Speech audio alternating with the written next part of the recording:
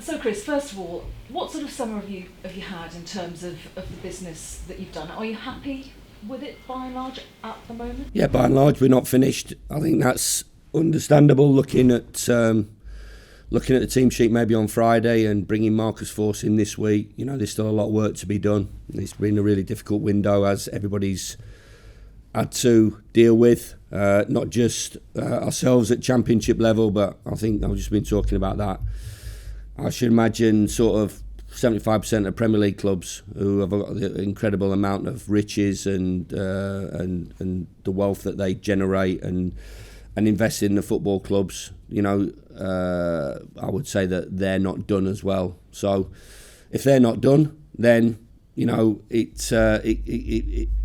gives us a little bit of confidence and comfort that you know we will get it done before the window ends. We would have liked to have got a lot of things done, but you know, for numerous reasons and situations, whether whether overpriced players, whether a lack of players that we want, it's no good just bringing in players that we don't want and just stockpiling players. I'm not about that. They have to be the right players. They have to have the right profile to play for the football club. So, and understanding the amount of work that has gone into it and is still going into it. We're not set, of course we're not, but as I said, I don't think anybody's really 100% set, and we have to keep working away. I mean, I know this has been the situation for a long time, but it's sort of exacerbated a bit because the season's starting even earlier this year.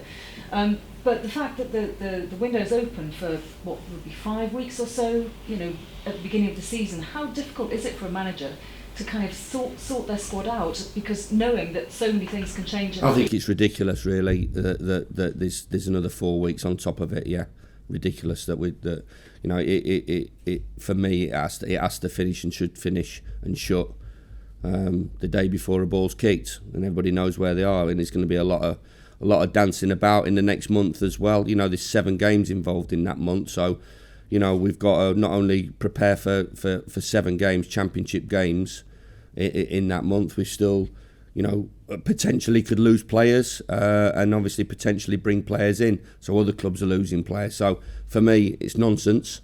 It's nonsense, but it's there and we have to deal with it. The situation with Tab, the expectation is that he's probably going to go to Bournemouth. Is there any update on that? Yeah, I've been told there's been an offer accepted. Right. How much of a miss is he going to be? Because he's been an important player, hasn't he?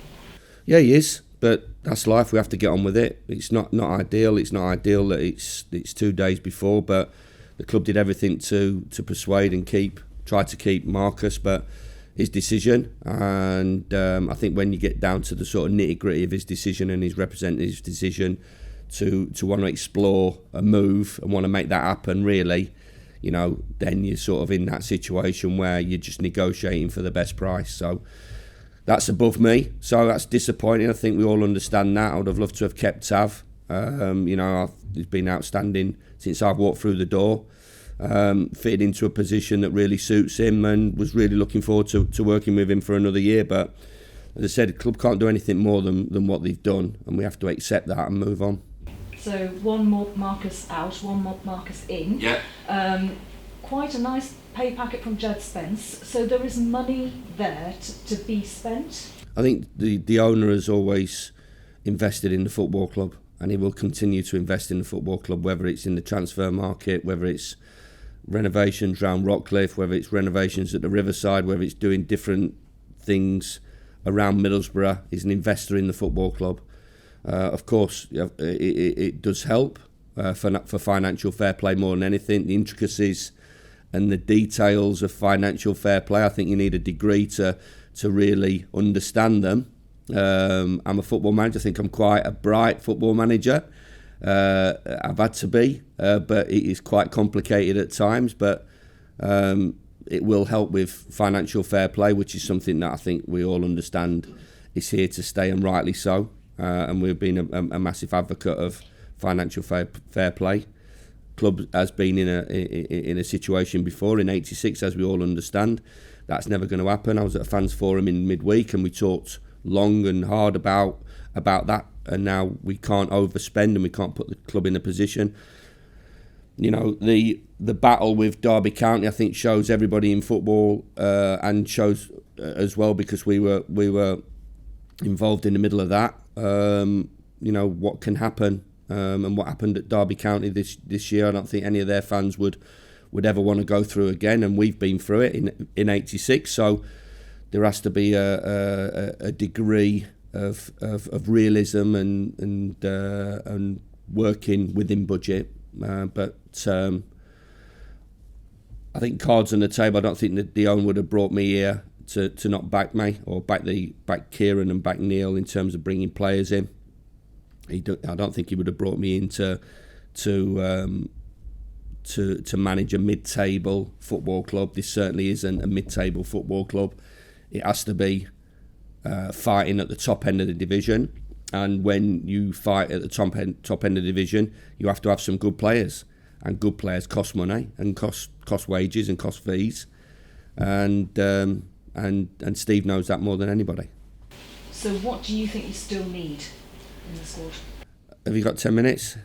20 seconds is not going to cover it. Listen, you'll see tomorrow. The you know, I as you saw on Friday night, you know, the team is a good team, and we've got some talented individuals there. We obviously lost one this week. We brought another one in, Marcus Force, which we're delighted to do. A young player that I'm sure will grow and develop with us.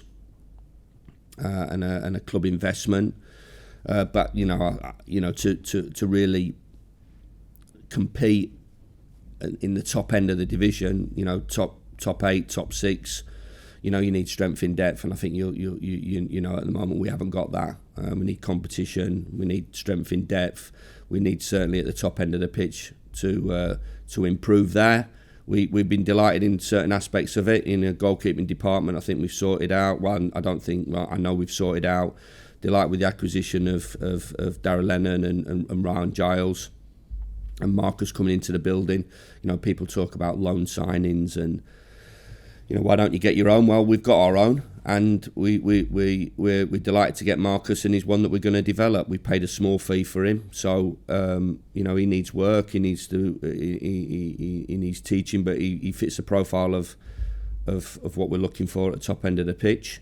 But there's still, you know, a certain amount of work that needs to be done in different areas, and obviously from Marcus Tavernier, you know, midfield player there, top of the pitch, and a couple of other positions. You know, I look at the likes of a Preston and Millwall, and I think you see as well, and without being disrespectful, I think there's a lot more pressure put on Middlesbrough, and rightly so, because of their history and what they've done. And I look at, you know, really solid competitive championship clubs, the likes of Preston, the likes of Millwall, that are not glamorous. They're not, you know, they're not tipped to storm the division, or, you know, when you look at it from a bookie's point of view, are they right up there? No. But I look at their squads and the strength in depth and the strength of the bench, and you look and you know, you see what they've produced over a period, because you know, certainly from Gary's point of view at Millwall, you know, he's been there a long time.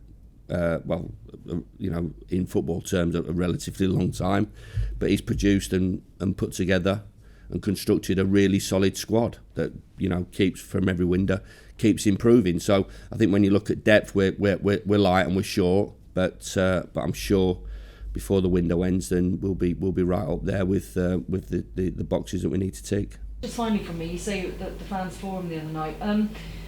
What is generally the fans' expectation of what Middlesbrough can do this season, and do you think that it's realistic?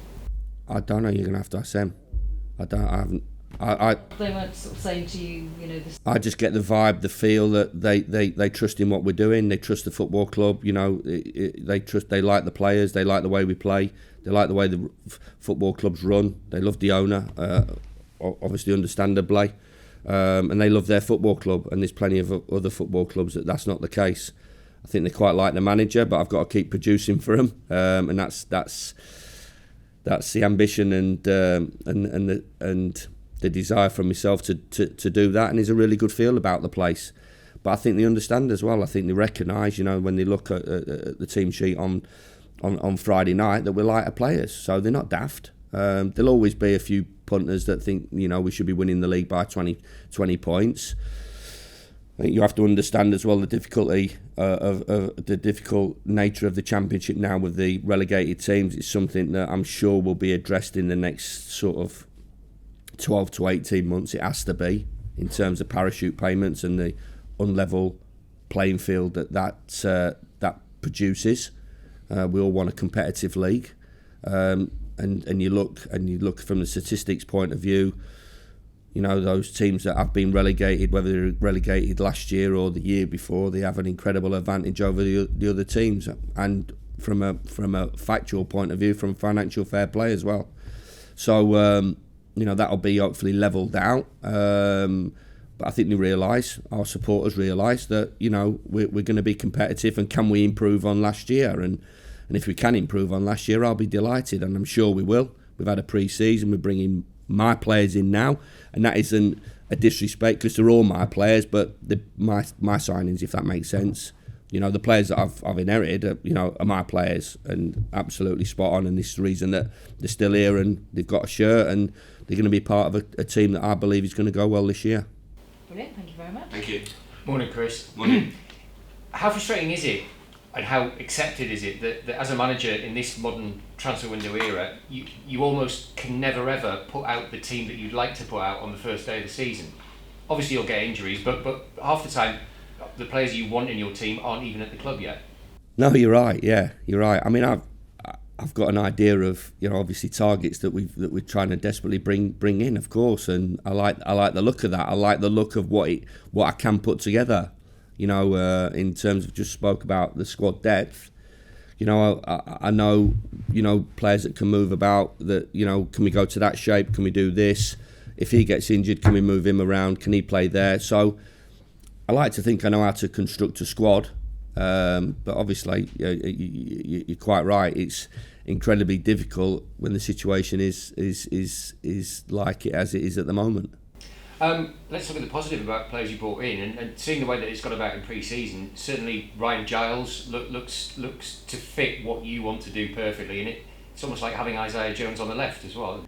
Yeah, it is. That was one of the areas that we tried to improve on. I'm not sure I can come on here and say that all the players that I've signed aren't very good. So I'm gonna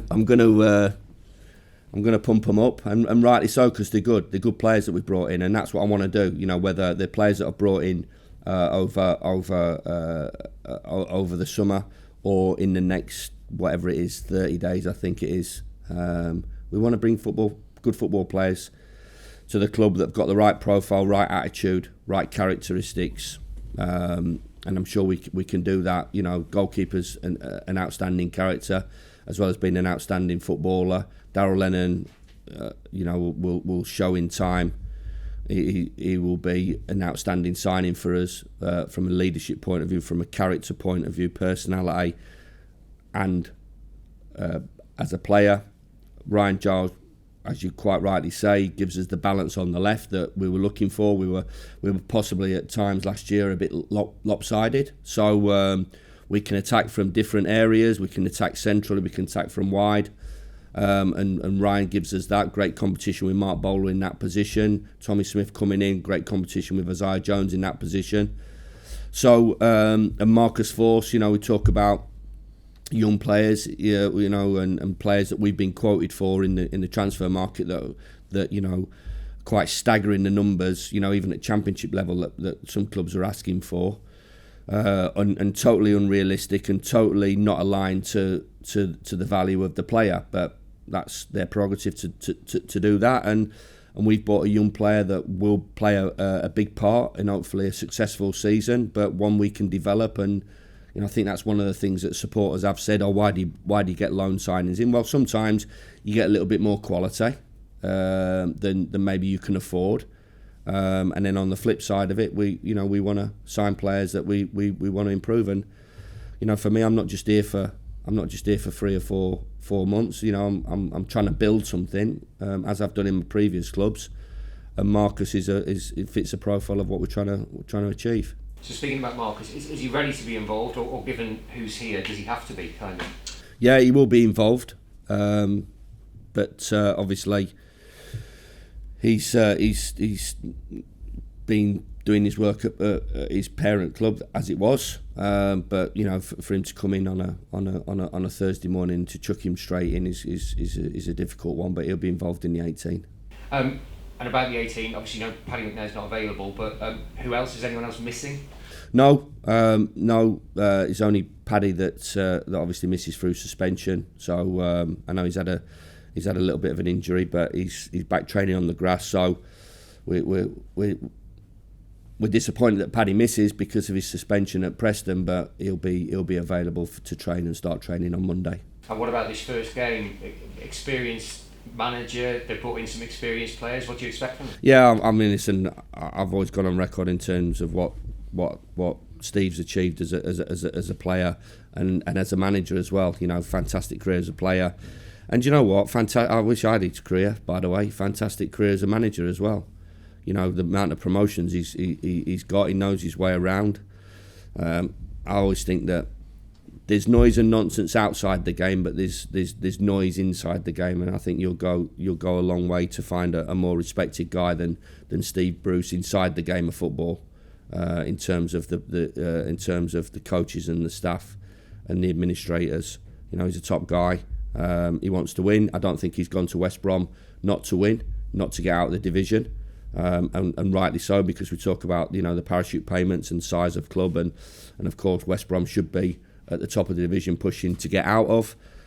He came in last year in a difficult period, and so always as I knew, it's quite difficult just to, you know, all of a sudden get yourself going, and you know they've sort of had their sort of down days as well as their up days. But I think with the full pre-season, the players that he's managed to bring in, and the players that they've got through getting up and playing in the Premier League and retaining the majority of them, you know, top of the pitch, some real good quality. You know, Dean Garner, Jed Wallace, John Swift, you know, Grant, you know, Callum Robinson. They've got some real good quality. They've got experience, and they've got a manager that's won promotion out of this division. So, real tough first game.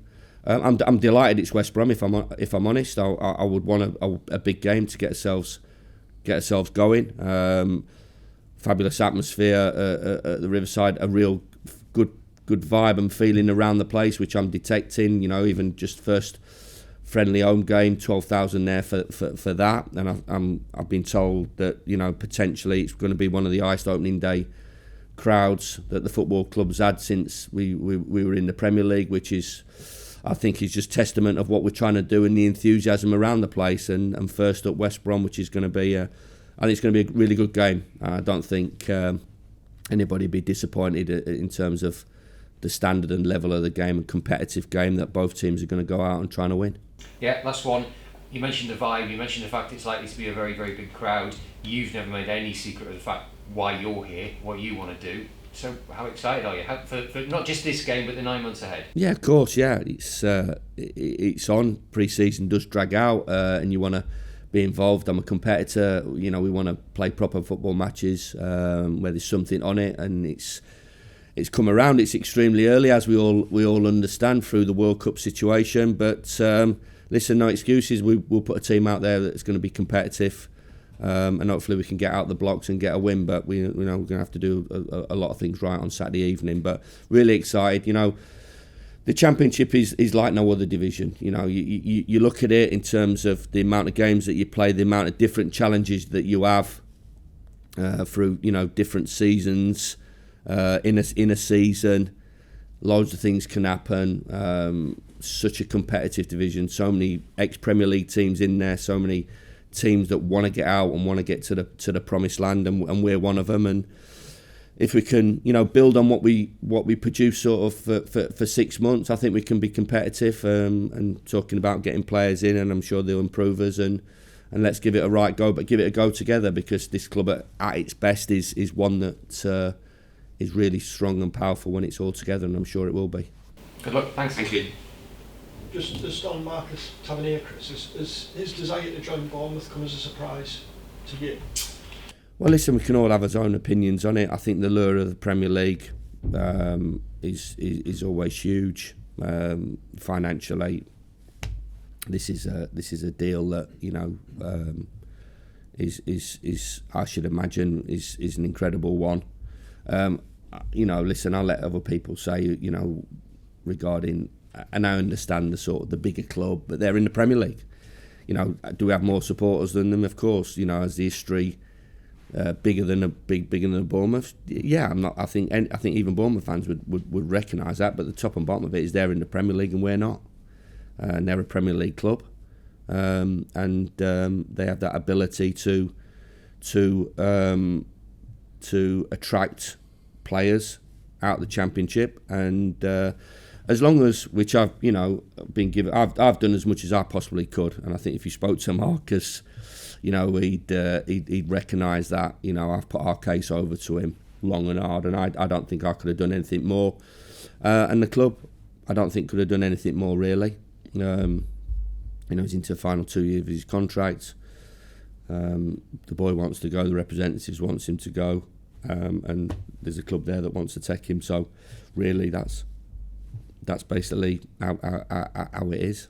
Do you think he's ready now for the Premier League, or do you think he'd have benefited from another year? I personally believe he should have stayed with us for another year and see how that rolls out, and take a chance. Myself personally, playing in the position that he prefers, playing, seeing how he developed.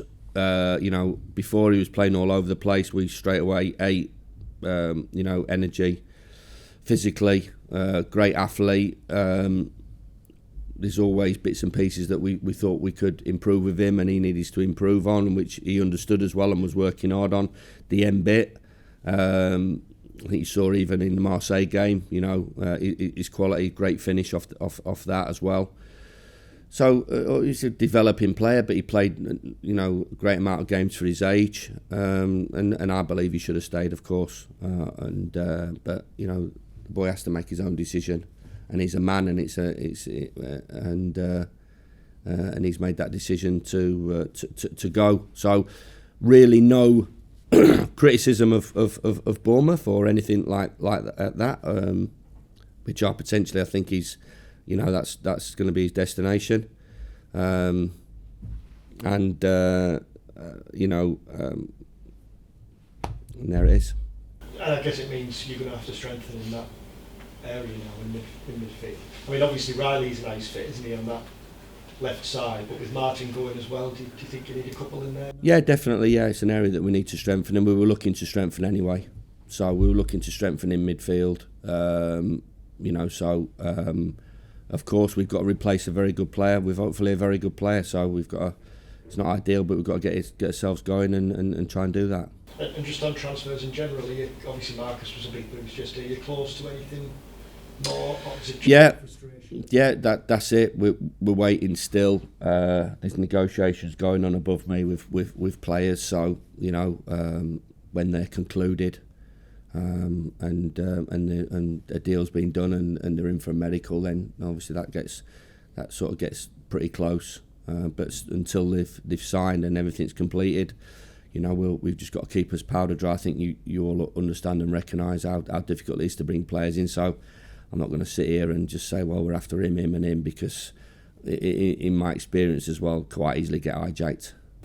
And just on transfers, you obviously strikers, midfield you talked about there, but you've talked about a left-sided defender, central defender, quite a lot of the course. Yeah, definitely. Yeah, it's an area that we need to. I thought Mark Bowler was excellent in playing there on Friday. Darrell Lennon can play there, Del Fry can play there.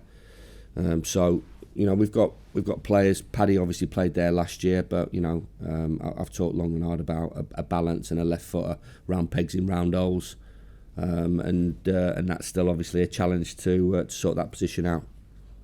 Thanks, Chris. Cheers. Just on the kind of transfer market in general, is this one of the most difficult ones you've probably encountered as a manager? I would say the most. Yeah. By far away. Yeah, by far and away. Time scale, sort of how a couple of things have sort of played out. So yeah, and I would say I don't think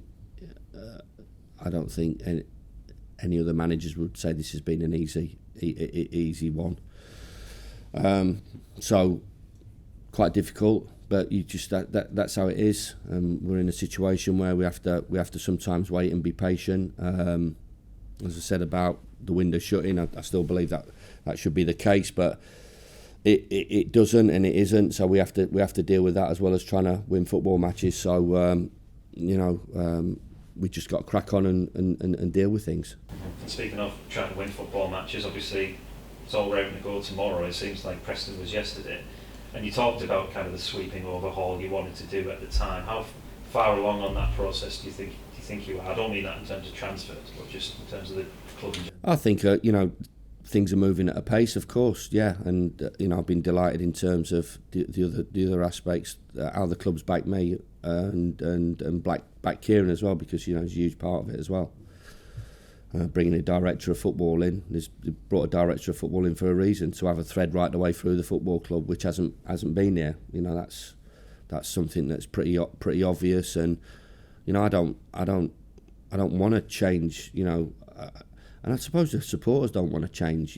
All of a sudden see 6 players going and 6 players coming in and 6 players going. They want tweaks through the next 2 or 3 windows. Of course, there is always the excitement of the transfer window, and you lose players that you can't do anything about, and then you have to replace players. But the level of change is huge here, and we took a big job on and trying to change it and change the mentality, the culture, the playing style, the connection with the academy, of course.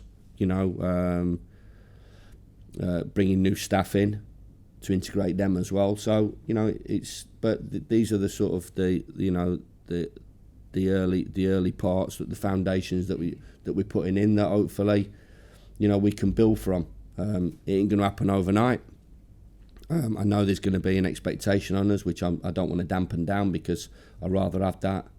I'm not going to fob anybody off by saying mid-table will be a decent season for us. We want better than that, of course we do. But it's still a lot of work to go into. But if I can only take it off my experience in terms of the other clubs that I've worked at, we worked extremely hard early on. We worked extremely hard right the way through. But the early parts of it, even just sort of moving bits about, in terms of Rockcliffe and how we want it to look, and I think how the football club wants to look as well. So we're getting there, but it's still a lot to be done. You spoke last week about Chuba Akpom's situation, taking it kind of day by day. How's he responded to that? Obviously, you are light on forwards, and it does technically give you an option. Yeah, he's been good. So he'll be involved tomorrow. So he's part of the group. No bids have come in for him. So I'll be daft, especially the situation that we are. Again, I'm not going to mug you guys off. You've seen the team sheet. You saw the team sheet on Friday. You've seen it through pre-season. We've added Marcus Force in. That's that needs to be integrated into the group. So that isn't going to happen in 24 hours. So I'll be daft not to keep Chuba and keep him involved. And his future is decided by his attitude, not me. He's a talented football player, but it's down to him whether he can fit in with the group, whether he wants to do the work that we want him to do, and is he good enough? His CV suggests that he's good enough. He's possibly had too many clubs, but sometimes the penny drops. So we'll wait and see. He won't be the last player that that maybe we've dragged back from the wilderness that ends up staying. It won't be the first and won't be the last. So we'll see how that goes. Listen, there's all different characters and personalities in that changing room, and different ones, but if he does the business for us, it's not. As I said, it's not. I'm not bothered if he was somebody else's signing, or Marcus Tavernier wasn't my signing, but arguably he was, one of our best players and most influential players. So, whether it's him, Crooksy, whether it's Tuba, he's part of the group, and really over to him. And if there's an opportunity there, then we'll, hopefully he'll take that for his sake.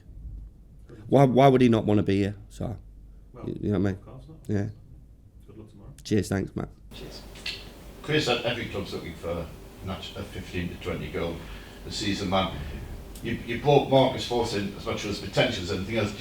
This club's probably lacked a natural predator in recent seasons. Can he be that man to fill that void? Well, to stick it on a 22, 23-year-old lad straight away is going to be quite difficult, and I'm sure the intelligent football public of the football club, the area, will not put too much pressure on him, but would want him to do well just as much as I want him to do well. But I still think we're in need of competition and reinforcements at the top of the pitch. He's going to be a part of a group that needs to score 40 odd goals. I don't care where that comes from, whether he gets 39 of them or he gets 5. Ideally, for his confidence point of view, and from him coming into the football club, that when he gets an opportunity, he plays, he scores. We all want him to do that. But he's going to be part of a 4/5 man attack that we'll need in the Championship when I talk about squad depth, and that we'll need to improve on last year's performances and position. Just look at the promotion race. I mean, obviously there's the usual suspects. West Brom, you've mentioned the teams that come down. Any sides that you think could be the Nottingham Forest this season as a surprise package? I don't think Forest were a surprise package. They were, considering the start they had, though. No, they weren't. No, because they shouldn't have had that start. So the quality that they had in their squad, for one reason or the other, I'm not going to get too deep into it.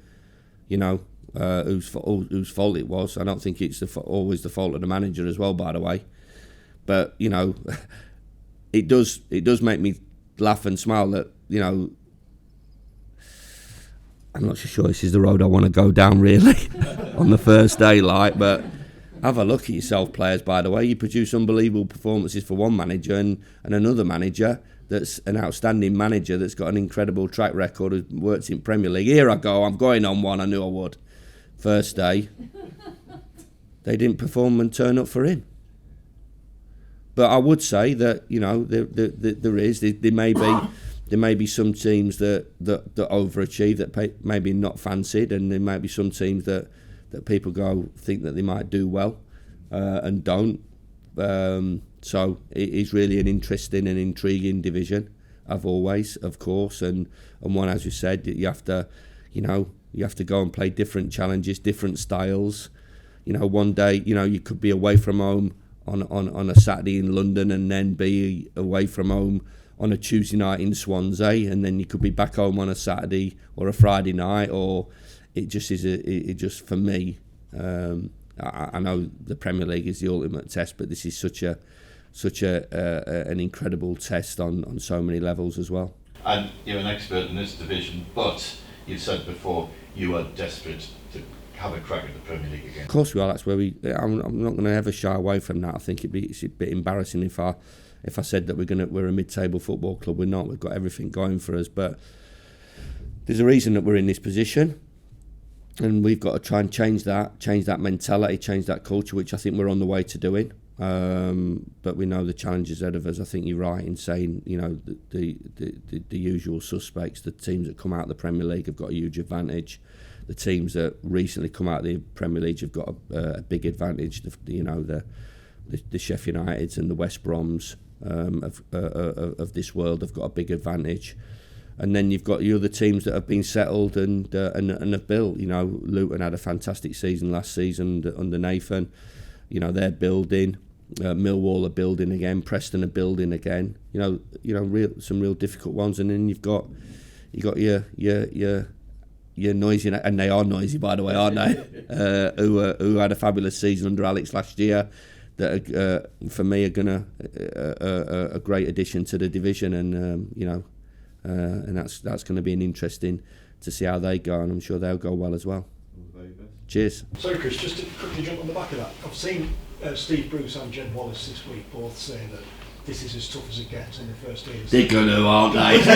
Do you think that ties into what you were saying about, probably with respect wouldn't say that about Preston or Millwall? Do you think it's A, the expectation of Boro, B, what you've achieved in the past? Is that just something you're going to have to cope with this season? Yeah, of course. You've got to get over there. It's going to be, like I said, the challenges of everybody piling it on your toes and then me piling it on everybody else's toes.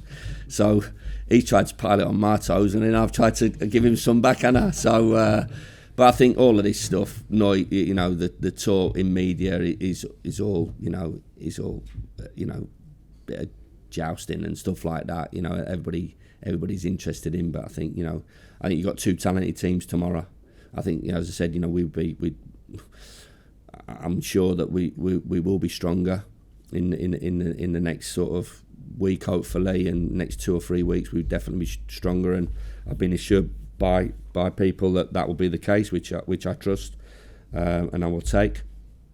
But there's some two talented sides there, and every result's up for grabs. On Saturday evening, I think one of the good things which I enjoy about the game, and I understand the different challenges and that we've had here as well at the Riverside, and we'll be a respected club, and rightly so, for our performances and history. But I'm sure West Brom aren't coming here to sit back. I think they'll recognise that, from their point of view and the players that they've got, they can come here and win. And have the ability to do that. So that's why I say I think it's a really great game to be involved in, and I think from first up, looking at the fixture, it's one of the outstanding games of the fixture list on day one, two teams that want to go and win.